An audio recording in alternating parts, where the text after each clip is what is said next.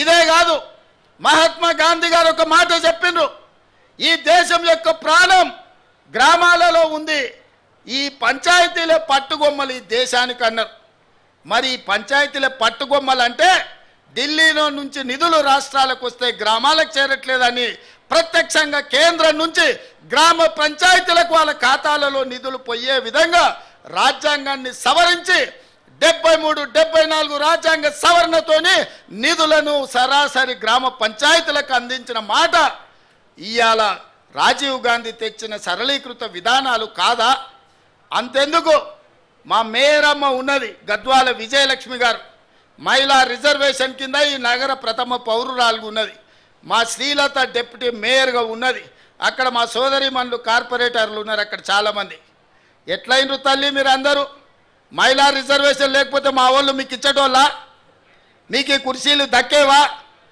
ఈ నగరానికి ప్రథమ పౌరురాలుగా గద్వాల విజయలక్ష్మి అయి ఉండేదా? ఆడబిడ్డలకు అధికారం ఉన్నప్పుడే ఇల్లుతో పాటు రాజ్యంలో కూడా మీకు వాటా ఉండాలి అని ఆడబిడ్డలకు మహిళా రిజర్వేషన్ను తీసుకొచ్చిన మహిళా పక్షపాతి రాజీవ్ గాంధీ. స్థానిక సంస్థలల్లో రాజీవ్ గాంధీ గారు తీసుకొచ్చిన మహిళా రిజర్వేషనే ఇవాళ ఈ ఆడబిడ్డలందరూ కూడా ఈడ కుర్చీలలో కూర్చొని రాజ్యాధికారంలో భాగస్వాములైనరు. ఆడబిడ్డలకు రాజ్యాధికారం ఇచ్చింది రాజీవ్ గాంధీ కాదా అని ఈ సన్నాసులకు నేను గుర్తు చేయదలుచుకున్నా. వాళ్ళకెందుకు గుర్తుంటుంది? 5 ఏళ్ళు ప్రభుత్వంలో ఒక మహిళకు మంత్రి కూడా ఇవ్వలేదు. ఆ సన్నాసులకు మహిళ ఆత్మగౌరవం ఎట్లా తెలుస్తుందని నేను ఈ సందర్భంగా చెప్పదలుచుకున్నా. అలాంటి రాజీవ్ గాంధీ ఈ దేశంలో సాంకేతిక విప్లవం వచ్చినప్పుడే, ఈ దేశానికి కంప్యూటర్ను పరిచయం చేసినప్పుడే ఈ దేశం బాగుపడుతుందని, ఈ దేశాన్ని 21వ శతాబ్దంలోకి నడిపించాలి అంటే కంప్యూటర్ యుగం రావాలి అని ఇవాళ మనం వాడుతున్న సెల్ ఫోన్లు కానీ కంప్యూటర్లు కానీ ఈ దేశానికి పరిచయం చేసింది రాజీవ్ గాంధీ గారు కాదా అని నేను అడుగుతున్నా. ఈరోజు శామ్ పిట్రోడా బతికే ఉన్నాడు. ఈ సాంకేతిక విప్లవం ప్రపంచంతో పోటీ పడే విధంగా ఇవాళ సిలికాన్ వ్యాలీని మనం నడిపిస్తున్నాము, అమెరికా ఆర్థిక వ్యవస్థను మనం శాసిస్తున్నాము అంటే సాంకేతిక విప్లవం ఈ దేశంలో తెచ్చింది రాజీవ్ గాంధీ. అందుకే ఈరోజు మనం ప్రపంచంతో పోటీ పడగలుగుతున్నాం. ఈరోజు ట్విట్టర్లో పెడుతున్నాడు, అమెరికా పోయి కంప్యూటర్ చదువుకున్నా అంటున్నాడు. ఆ కంప్యూటర్ని పుట్టించింది ఈ దేశానికి పరిచయం చేసిందే రాజీవ్ గాంధీ సన్నాసి. లేకపోతే ఎక్కడనో గుంటూరులో ఇడ్లీ కూడా అమ్ముకుంటూ తిరిగేటోనివి. ఎందుకంటే ఆడికి చదువుకుంటా అని పోయినావు కదా, నువ్వు ఆడనే ఇడ్లీ కూడా అమ్ముకొని బతికేటోనివి. లేకపోతే రైల్వే స్టేషన్లో చాయ్ సమోసా అమ్ముకుంటా సిద్దిపేటలోనే ఉండేటోనివి. రాజీవ్ గాంధీ దేశానికి కంప్యూటర్ని పరిచయం చేసింది కాబట్టి నీ బతుకు ఒక కంప్యూటరు, ఒక ట్విట్టర్ అకౌంటు, ఒక ఐటీ మంత్రివైనవు. లేకపోతే ఐటీ శాఖనే ఉండేది కాదు. రాజీవ్ గాంధీ గారు ఐటీ రంగాన్ని ఈ దేశానికి పరిచయం చేసిండు కాబట్టి ఆ సన్నాసి ఐటీ శాఖకు మంత్రి అయిండు. లేకపోతే ఆ దిక్కుమాలలోని బాధనే మనకు ఉండేది కాదు. కాబట్టి ఇవాళ ఈ పరిస్థితుల్లో అలాంటి రాజీవ్ గాంధీ దేశ సమగ్రతను కాపాడడానికి ప్రాణ త్యాగం చేసి ఈ దేశాన్ని కాపాడిండు. అంత గొప్ప వ్యక్తి విగ్రహాన్ని ఈరోజు సచివాలయం ముందల ట్యాంక్ బండ్ మీద పెడితే రాజీవ్ గాంధీ విగ్రహం ఎందుకు పెడతారని అడుగుతారా? ఎంత బలుపు మాటలు కార్యకర్తలారా, ఒకసారి ఆలోచన చేయండి.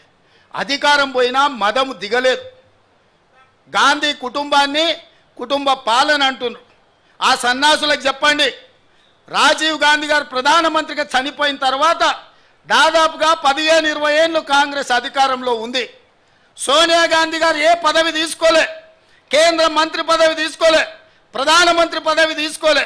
2004 నుంచి 2014 10 సంవత్సరాలు బలమైన యూపీఏ ప్రభుత్వం ఉన్న సోనియా గాంధీ గారు, రాహుల్ గాంధీ గారు ఏ పదవులు తీసుకోలే. కేంద్ర మంత్రి పదవి కానీ ప్రధానమంత్రి పదవి కానీ తీసుకోలే.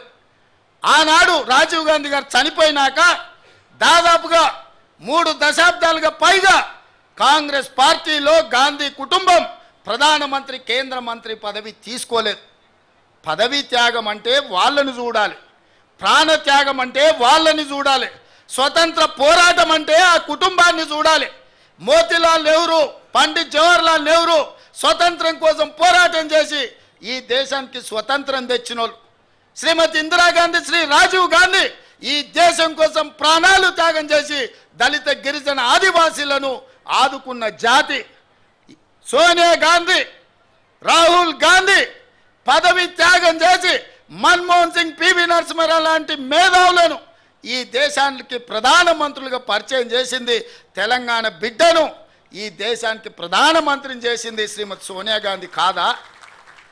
ఇవాళ మనం గొప్పగా చెప్పుకుంటున్నాం, మన తెలంగాణ బిడ్డ, మన వంగర బిడ్డ ఈ దేశానికి ప్రధానమంత్రి అయినాడు. ఎట్లయినా శ్రీమతి సోనియా గాంధీ గారు ఆనాడు పివి నరసింహారావు గారిని ఈ దేశానికి ప్రధానమంత్రిగా చేయలేదా? మన్మోహన్ సింగ్ను ఆర్థిక మంత్రిగా చేయలేదా? ఈ దేశానికి ప్రధానమంత్రిగా చేయలేదా? పదవీ త్యాగం అంటే సోనియా గాంధీ గారిది, రాహుల్ గాంధీ గారిది. మరి ఈ సన్నాసులదేందయ్యా?